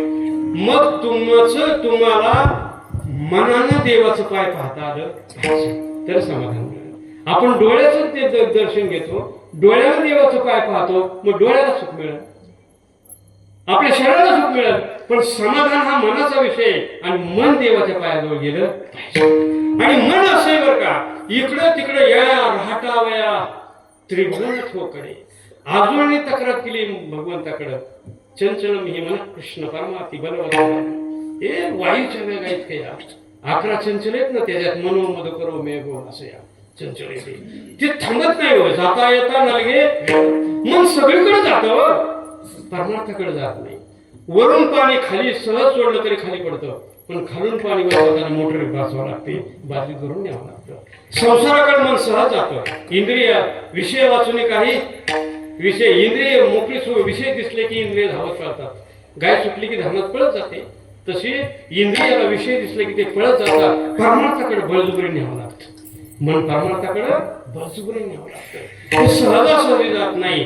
आणि मग देवाचं समाधान मिळण्याकरता देवाच्या पायाजवळ मन गेलं पाहिजे आणि नेमकं ते जातं. देवा माझे मन लागो तुझे चरणी. देवा माझे मन लागो तुझे चरणी. देवा माझे मन लागो तुझे चरणी. देवा माझे मन लागो तुझे शरण पंढरपूरला जातो. मन तिथं नसतं. ज्याला समाधान मिळायचंय ना तेच तिथं नसतं. हे पंढरपूरला जातो आणि घरची आता विचार करतात. आता लहामुका घेत असते, आता दर्शनाच्या वारी लागला असते, आता गंधगुळ्या घेत असत्या, ही तिथला विचार करतात. आणि ते वाळवंटात बसल्या बसल्या म्हणतात तिला सांगितलं होतं शिळ्यात बांधाय मग काय करते कुणाला इथं चुलातल्याला परवडला असता केला. ज्याला समाधान मिळायचं ते इथे ना. कसं समाधान मिळालं? बऱ्याच आपण पंढरपूरला जातो, देवाकडे बघावं, दर्शन करावं, गाडीत उभा राहिलेला असतो. तेवढ्यात भावताली बघतो गावाकडनं कुणा आले का, तेवढ्यात एक आल गावाला रामभाऊ म्हणलं आला म्हणलं मी कालच आले सकाळी. कसं काय गावाकडं गेलं गावाकडे वर्षातून एकदा गेलाय ना. ते देव दर्शनाच्या वारीत गप्पा म्हणतो कधी घालता मला 8 वाजता वरला पण आला का आमच्या घराकडे पप्पाने बरंच वाटले दिसले देवधा बेबी गेली का शाळेत आमची देवधा. मग ती काय बोलली, ती म्हणली खप तिकडे तिकडे येऊच नको तू सरळ तिथे या. पण ज्याला समाधान मिळायचं ते मग तिथं समाधान मनाचा विषय आहे. मग मन देवाच्या पायापासून नेलं पाहिजे.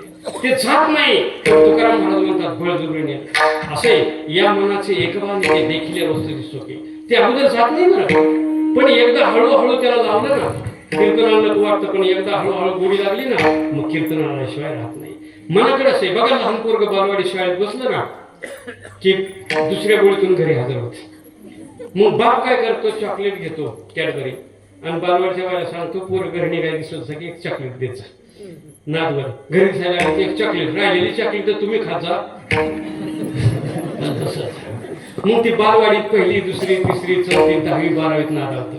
आणि एकदा 12वीला गेल्यावर आई बाप घरी राहा म्हणलं तरी घर नाही का. मनाला एकदा लागली ना या मनाची एक बिखडी लागली ना हळूहळू ते अगोदर जात नाही पण लागतं. पूर्वी नांदायला निघाली ना रडते आईच्या गळ्यात मावशीच्या गळ्यात काकीच्या गळ्यात रडू रडू रडू बेजार होती तिला जाऊ वाटत नाही. आणि मग बाप म्हणतो जातं खरं ठकू काकूला बरोबर नाही आणि गुरुवारी तर माघारी येतं तुला न्यायला. मग बळत रडत रडत गाडीत बसते. मग रडत रडत गाडीत बसल्यानंतर परत दुसऱ्या वेळेस आली ना मग नेहमीच रडते. तिसऱ्या वेळेस आल्यावर रडतच नाही मध्ये जाते. चौथ्या वेळेस बाप न्यायला गेले होते म्हणते शुक्रवारी घालवतात का वाली बरंच गाडी चालवली रडत नका माहिती आली. आणि मग तिकडे नवरा दोघं पोरण सोरण एकदा नादावली ना बापाकडे येतच नाही. बाप तिकडून पत्र पाठवतो पूर्वी चिठी दिलेली पुण्याला असते मुंबईला. मी सध्या आजारी आहे गॅसवर आहे इथं तू हात धुतास देवत असत हात धुवायला इथं तरच तुझी माझी भेट होईल नाहीतर पूर्वी आज पटू पाठवायचं नाही तुझी माझी भेट होणार नाही. बघा पूर्वी रडत गेले नाही पण ती पोरगी पत्र वाचवते आणि ती शिकलेली असते. ती म्हणते पुढच्या महिन्यात पोरांना सुट्टी लागेल मे महिन्यात पोरांना शाळेला सुट्टी लागेल याला बी आणि मग जावं मग काय 10 विवाह झाल्यावर जाते का. मग ती शिकलेली असते तिकडून पत्र पाठवते. My dear father received your letter I was unhappy to read it what shall write to you I am really confuse you are very seriously I understand that but I do not come to the you meet my children will become to this you are sincerely sorry Leela. का ही एकदा लाचव ना लाचवाले मला लागली गोडी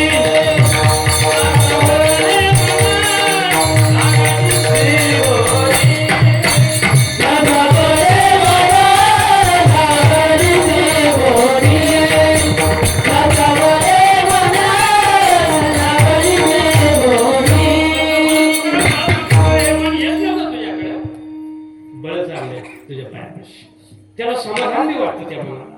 त्या मनानं इथून उठावं अशी माझी इच्छा नाही.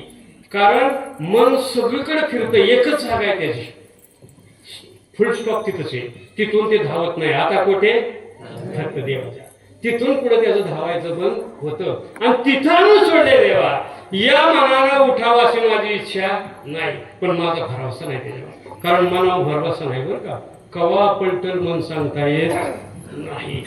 एक दारू प्यायची, बायकोनं देवाजवळ नेलं, शपथ घ्या उद्यापासून पेणार नाही. त्याने शपथ घेतली, नाही पेणार उद्यापासून. लेकराच्या डोक्यावर हात ठेवा, उद्यापासून पेणार नाही. ठेवलं डोक्याला, नाही पेणार उद्यापासून. रोज कारखान्यावर जाताना प्यायचं आणि येताना तेच. आज पोराच्या डोक्यावर हात ठेवला, देवापाशी हात ठेवला, आज सरळ प्यायचंच नाही म्हणून. जाताना बी नाही पेलं आणि येताना बी 25 वर्षात पहिला दिवस. जाताना नाही पेलं आणि येताना बी नाही पेलं. आणि गावात आल्यावर जोडीदार भेटला आणि जोडीदारानं पाहिलं, मला आज फ्रेश दिसते, पेल्यानं पिते रोज, मला आज लय मजाच दिसते. मला खरं सांग का, 25 वर्षात जाताना पेलं नाही, येताना बायकोने शपथ घ्यायला लावली, आज पेलंच नाही, मला लय मजा वाटते. मला आज हे मला तुझ्याकडे बघितल्यावर मला बी लय मजा वाटते. 25 दिवसात तू अजिबात पेला नाही, हे म्हणलं मला तर लय आनंद झाला, आज पेलो नाही, हे म्हणलं मला बी लय मजा वाटते. मग चल दोघं जण अर्धा कप घेऊ. मन कवा पण सांगता येत नाही. अहो मन कधी बदलत सांगताय. आमच्याकडे एक माणसाने 30 वर्ष काकडा केला आणि म्हातारपणी पोरं म्हणले काय खावं वाटतं का, मला बोंबी झाला.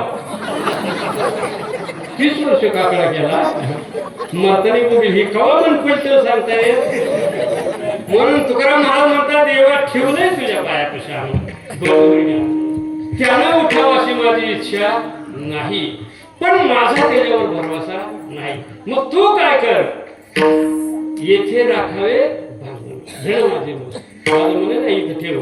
आणि त्या मनाला तुकाराम महाराजांनी देवाकडे प्रार्थना केली, या माझ्या मनाला बळजबरीने पायापाशी आले, या मनाला इथून उठू देऊ नको. आता उठावे से मला, आता उठावे से मला, आता उठावे से मला, आता उठावे से मला, आता उठावे से मला, आता उठावे से मला, आता उठावे से,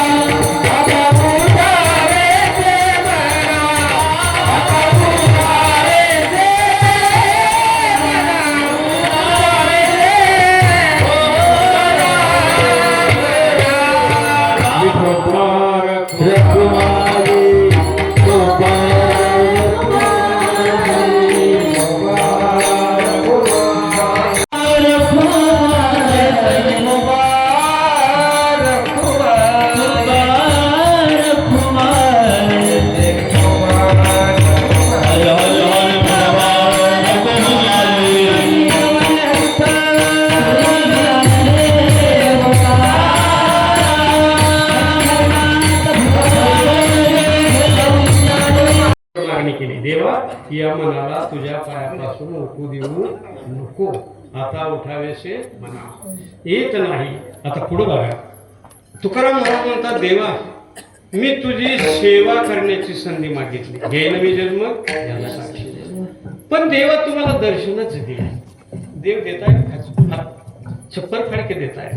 माझी अपेक्षा नव्हती दर्शनाची, फक्त सेवा करण्याची, देवाची सेवा करण्याची संधी मिळणं याला दैव भाग्य म्हणतात बरं का. भाग्य वेगळं आहे आणि दैव, सत्ता संपत्ती मिळणं हे दैव आहे. काय बायको एकटी असते, भावनो असतो, तिला रस्त्याच्या कडला 2 एकर जमीन असते, सासरा 2 कुटुंबे आली होती. पैशवालीची लय संख्या आहे, भाग्यवालीच कमी. बघा, सत्ता संपत्ती मिळणं हे भाग्य आहे, पण देवाच्या दारात सतरंजी हाताळायला मिळणं याला म्हणावं भाग्य. ते झालं दैव. मला वाटतं सरपंच होणं दैव आहे, पण काळकरी होणं भाग्य आहे. लाल दिव्याच्या गाडीत चालणं फिरणं हे दैव झालं, पण पंढरपूरच्या वाटेने चालणं हे भाग्य झालं.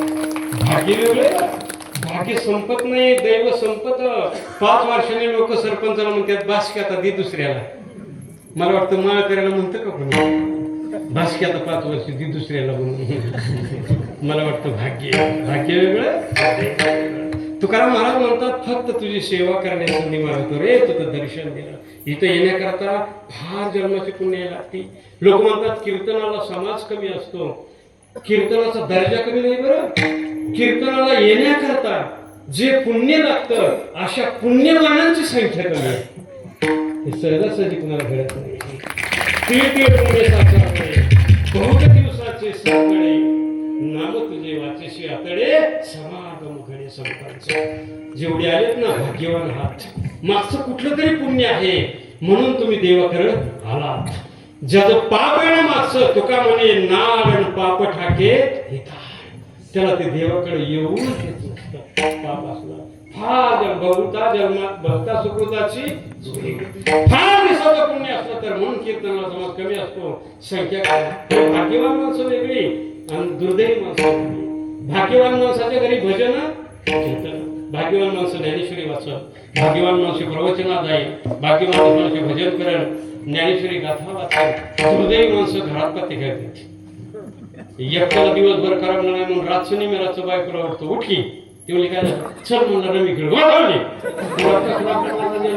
तू इथं रडत आहे. याला देवाकडे जायचं जमत नाही, कारण लय पुण्य लागतं. काही पापी माणसं आहेत ना, देवाकडे गेली तरी पत्तेच खेळत बसतात. मी तर दुपारचं गेलतो असं एका म्हणतो सप्त्याच्या, आणि येणं होता खांबाला घेऊन खाली 2-4 बसलेली. मला वाटलं गावातली कार्यकर्ते सप्त्याच्या मंडपात पत्ते जाऊ. बरं ती पत्ते खेळा नका, पारवाल्या कालीचं काय गटूड आहे का तिथं. खांबाला टिकून उभं राहिले, इकडे तिकडे पत्तेवाल्याकडे बघते, ग बसते का, ते म्हणते टाकूया. तरी गळ्यात ती नाही मोकळा सोडल्यावर राणी नाही पळवायचा बाहेर. काय माणसाला वाईट गुरुदेशा आठवते बाबा. ते भजन नाही, रामकृष्ण हरी नाही म्हणायचं, दुसरंच काय म्हणा. ते व्यसन करण. बघा आता काय काय राखडले असते कवा कीर्तन संपतं बिडी उडी जुटका हा बापाने उराखलं, त्याचं काही इंडिकेटर पडत नाही. लय बिड्यावाली बिले कर. परवा ते एक माझ्या पाया पडलं, जेव्हा चटका बसला तेव्हा समजलं बिडी सकट पाया पडले. बिडी टाकली काडी पिटी नाही, माझा पाय झाला, तुला लाज बीस काय आहे का. माणसं एक तर मला तुला बिडी ओढून काय गावतं, ते मला तुम्हाला भोजन करून काय गावतं. बसणारे पुण्य होतं, ते मला बिडी नाही गावतं. त्याने मला एक वात्राटिका श्लोक म्हणला. मला बिडी वाढल्यावर किती पुण्य असतं ऐका म्हणून सांग. मला टाकडम तुकडम महत्व पुण्य, म्हणजे दुसऱ्याला उष्ट वरून टाकलं. टाकडम तुकडम महत्व पुण्य, एक एक झुरका गंगा स्नान. एक झुरका हंगा की काशीला गेले तर पुण्य. सगळी बिडी वाटते ती सारखी काशी म्हणायची. आणि मला अर्धी बिडी गोद आणून, अर्धी बिडी म्हणली की गाय दान दिल्याचं पुण्य. मी म्हणलं आरोग्याला जाण्यापेक्षा बिडी वाटली ना का. आणि त्याला म्हणलं सगळी बिडी वाटल्या. म्हणला पुण्याची गणना कोणाच्या काय विचित्र होतं. लोय डुकीचा त्यात माणसाला एक ह्याचं अंग तेल होते असं कडक. आणि मोठ्या आलिशान हॉटेलमध्ये गेलं. आलिशान हॉटेलमध्ये गेल्यानंतर ते मालक म्हणला विचारलं काय पाहिजे बघा, मालकाला काय पाहिजे. ते बसलं पुढे आले की ते वेटर म्हणलं काय पाहिजे. ते मला गरम काय, ते म्हणले चहा आहे. म्हणलं अजून गरम काय, भजिया अजून गरम काय, म्हणला मिसळ आहे अजून गरम काय. ते म्हणले बटाटवडा आहे. म्हणलं अजून गरम काय. म्हणले चिवडा आहे अमुक आहे. मला अजून गरम काय. पूर्ण म्हणजे पण नाही. एक म्हणलं लय गरम सगळ्यात गोड तेल आहे उकाळल्या. ते मला मग अजून गरम काय. पूर्ण म्हणजे पडत. एक मला इस्तो आहे, ते होतं दोंड्याच्या महिन्यात जरा म्हणजे आगाव. ते मला मग आणा एक प्लेट. पोरग बी गेलं पळत पळत इष्ट ते प्लेट आणली काय करते बघा ते त्याने प्लेट त्या टेबलावर मांडली काय करते बघा टेबलावीस त्याची प्लेट मांडल्यावर ह्याजवळ होती बिडी पण काळी पिटी नव्हती त्याने पेटावला दूर काढत निघाला मालक म्हणतोय वेटर बिल कसं सांगा वेटर म्हणलं हे नुसतं पेटावलंय कसं कधी सांगा काय होती माझं बिडीवाली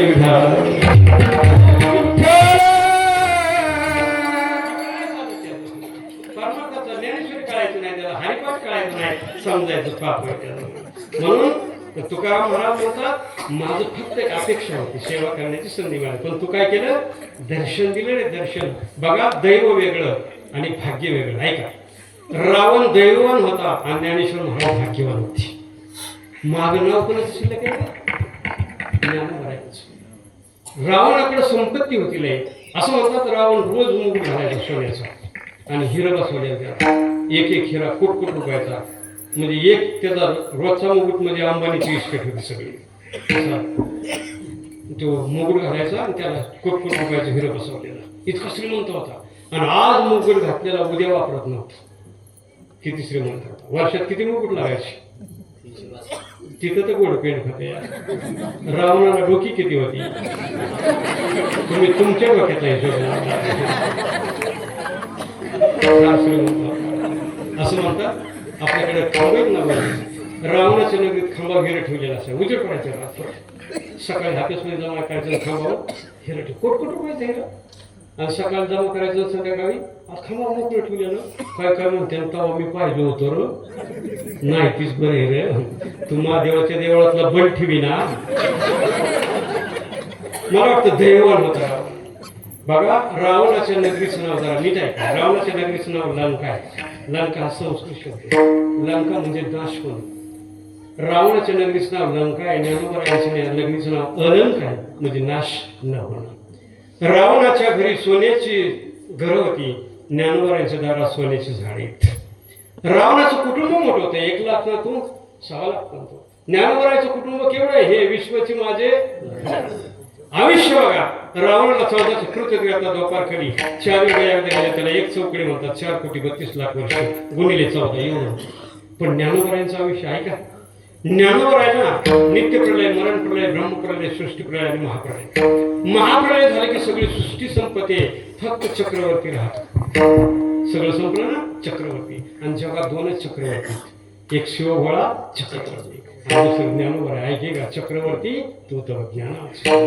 अरे ज्ञानोबाचं आयुष्य बी मोठं असं जरा सांगू ज्ञानोबाला समाधीला आळंदीत बसवलं नाव आणि देवा चला आळंदी जगाचं हृदय आळंदी काय जगाचं हृदय माणसाचा हात पाय मोडलेला मनुष्य जगतो पण हृदय बिघडल्यावर जगत नाही जगाचं हृदय आळंदीवर जोपर्यंत आळंदी शांत होते ना तोपर्यंत जग शांत होते ज्या दिवशी आळंदी नष्ट होईल ना त्या दिवशी जग बी नष्ट होईल पंढरपूर सुद्धा नष्ट होईल माणसाचा प्राण गेला मनुष्य राहतो का नाही आणि मग विठोबाचा प्राण कोण आहे ज्ञानोबा आहे विठोबाचा पंढरपूर बी राहत नाही म्हणून आळंदी जगाचं हृदय आणखी जरा फिजिकली हॅजिंग सांगतो शरीरविज्ञान शास्त्र आपल्या शरीरामध्ये बरेचसे रक्तवाहिन्या आहेत तशा 2 रक्तवाहिन्या आहेत एक रोहिणी आणि एक नील आहे ती नील रक्तवाहिनी काय करते शरीरातलं अशुद्ध रक्त आणून हृदयापासून येते हृदय फिल्टर आहे बरं का हृदय काय आहे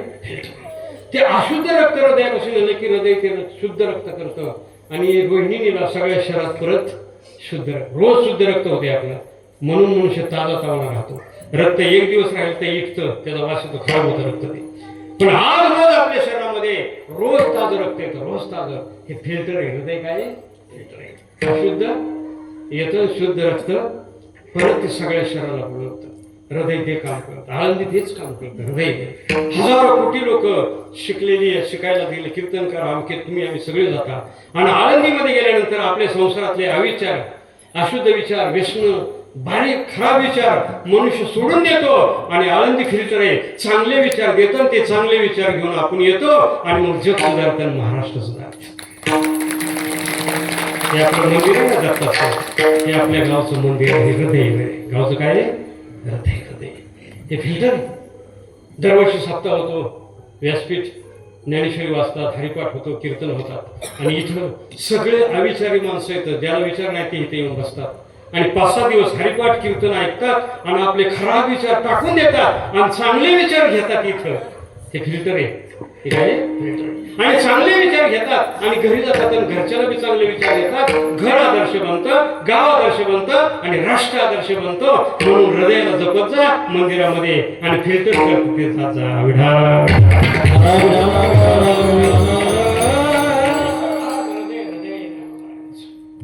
मग ज्ञानोबा आहे भाग्यवान होतो. मागं नाव कोणाचं आहे? रावणाचं आहे का कुठं? रावण सहकारी साखर कारखाना, राव नावाची बँक, पतसंस्था, महिला सुद्धा रावणाला बचत गटाचं नाव द्यायला तो म्हणजे रावण इतका झाला. पण ज्ञानोबा यांचं ज्ञानेश्वर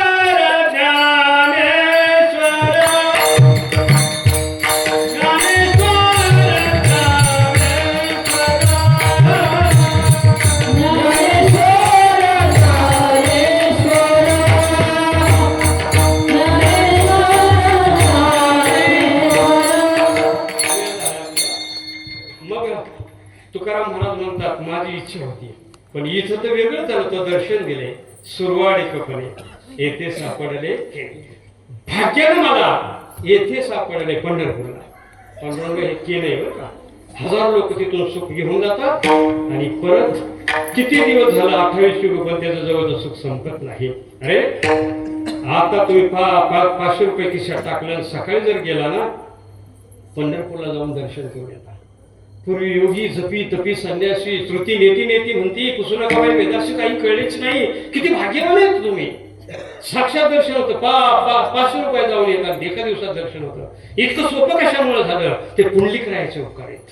पुंडलिक रायाने विचार केला, हे केव्हा भजन करतील, केव्हा ज्ञानेश्वरी वाचतील, केव्हा अभ्यास करतील आणि केव्हा दर्शन होईल. म्हणून तुमच्या आमच्यासारखी पठ्ठ्यानं मनगटाला धरला, वैकुंठ दानन पंढरपुरात मोठा केला. धन्य धन्य पुंडलिका बहुवने केले, निधान आलेले वैकुंठीचा आलेले धुतळा, धन्य तो आगळा. म्हणून तुम्हाला 5 मिनिटात 5 दर्शन होतं. आणि पूर्वी श्रुतीला कळला नाही, तो पुसणं कवाय वेदाशी काही कळलाच नाही आणि तुम्हाला मला दर्शन झालं. तुकाराम महाराज म्हणतात येथे सापडले. आणि तुम्ही अमेरिकेत जन्माला आला असता तर पंढरपूरला आलाच नसता. किती भाग्यवान आहे तुम्ही, पंढरपूरच्या जवळ जन्माला आलात. 15 दिवसाला म्हणलं तरी जाऊ शकता. तुकाराम एक केलं म्हणजे 60. किती बी सुख निघलं वारकऱ्यानं तरी तिथलं सुख संपत नाही. इथे सापडले. आता पुढे थोड्या वेळ सांगतो. तुकाराम महाराज म्हणतात अगोदर पहिल्या चरणामध्ये तुमचे देखील चरण आणि त्याचा परिणाम शेवट झालाय. कर्म कोणाला सोडत नाही. पंचदशी सांगते न भक्तुं क्षयते कर्म कल्पकोटी शतरिती अवश्यम भावी भावना प्रतिकारो भवे देवी तर दुःखे नरकिरण नररामय दिष्टिरा. कर्म कुणाला सोडत नाही पण तुमचे देखील चरण आणि त्याचा परिणाम भोग गेला. गेला इकडे बघ, इकडला बघ का. तुका म्हणे भोगन गेला कुठलाय, इकडला क्रियापद आणि तिकडं दुसरं क्रियापद आहे. निवारीला लाग, लाग म्हणजे काळ, काळाला निवारीला क्रियापद आहे म्हणजे मेला आणि भोग गेला. तुमचे देखील चरण त्याच्यामुळे बरं का भोग जात नाही आणि काळ तर कुणाला सोडत नाही. काय बा केवढा पसरला सोडा करुणी माझेवढा आकार जगा काळ असा काळ या. पण तुकाराम महाराज म्हणतात तुमचं पाय पाहिलं आणि त्याचा परिणाम माझा भोग सुद्धा गेला आणि माझा काळ आहे ना काळ तो माझा मेला अभंगाच्या शेवट. तुका म्हणे भोगा, तुका म्हणे भोगा, तुका म्हणे भोगा, तुका म्हणे भोगा, तुका म्हणे भोगा, तुका म्हणे भोगा, तुका म्हणे भोगा, तुका म्हणे भोगा. हे तुका म्हणे भोग, तुका म्हणे भोग, तुका म्हणे भोग, तुका म्हणे भोग, तुका म्हणे भोग, तुका म्हणे भोग, तुका म्हणे भोग, तुका म्हणे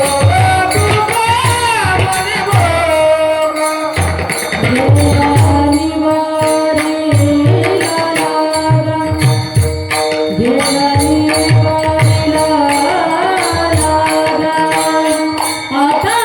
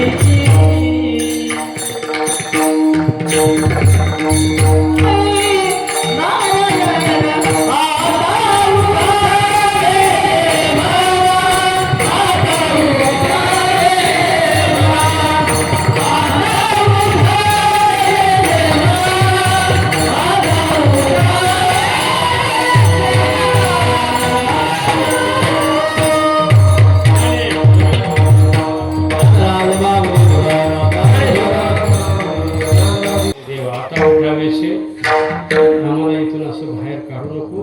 आपली 31 वर्ष पूर्ण झालीत. आपली तुमची सगळ्यांची 100 वर्ष अशीच पुरी व्हावं. भगवंताला शतक खावं. आम्हाला वाटतं ताईने बी तोवर जगावर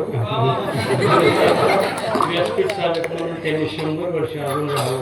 उत्तम प्रकारचे गायक वादक मंडळी आपलं असं शताब्दी पूर्ण व्हावी आणि आपल्याला असंच मनाची बैठक राहावी आणि आपल्याकडून असा खुर्चीवर परमार्थ घडावा याची प्रार्थना करतो. आणि माझ्या शिवाला पूर्ण गावाचं किंबहुना तुमची केली धर्मपूर्ण सिद्धी केली.